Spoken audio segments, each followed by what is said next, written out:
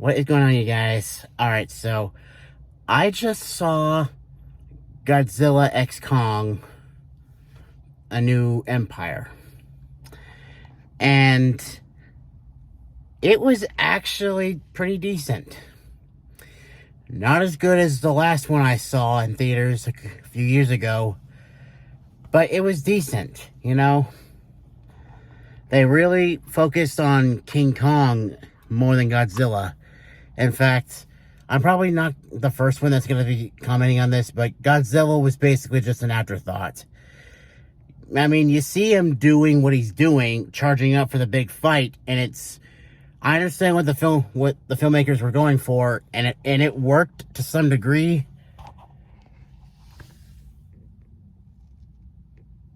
But you didn't really focus on Godzilla very long. I mean, alright,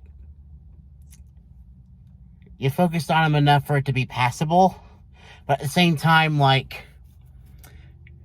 instead of focusing on Godzilla, you focus on characters that the acting is great, but the characters are so freaking boring. I think the only character that I found interesting was, besides the little girl, those of you who have seen the movies, you'll know what I'm talking about, is the one guy that's into conspiracy theories and has a podcast.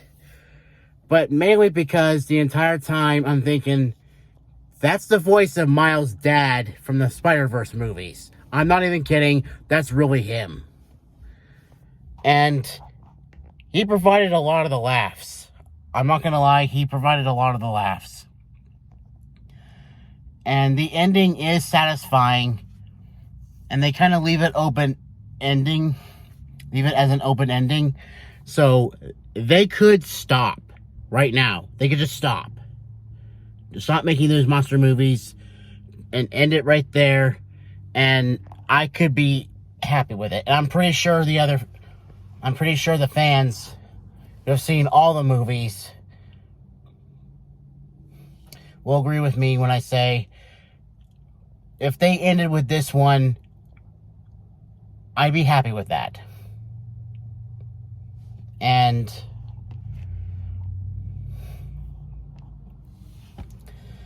I was a bit disappointed that Millie Bobby Brown wasn't in this one. Because, well, I love Millie Bobby Brown. She was one of the reasons why Godzilla vs. Kong was so enjoyable. Because whenever she was on screen, you really get the sense of, like, okay, not only does she know what she's talking about, not only does she know what she's doing, but also she's interesting. But she wasn't in this one. That's a little bit disappointing. And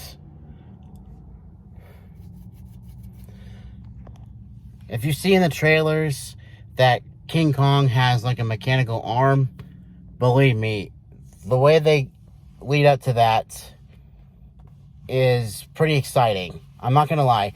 When it focused on the monsters, especially the apes, it was very exciting.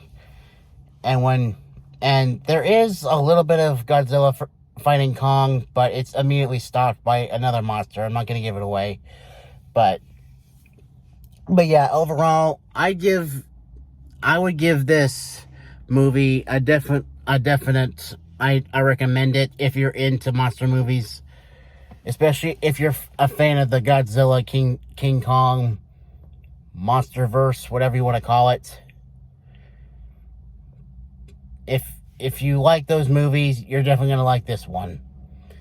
But as someone who's only seen Godzilla, King of the Monsters, Godzilla vs. Kong, and this one, I did not watch Kong Skull Island, and I'm pretty sure there's another one that I haven't seen, but I haven't seen it, so I wouldn't know.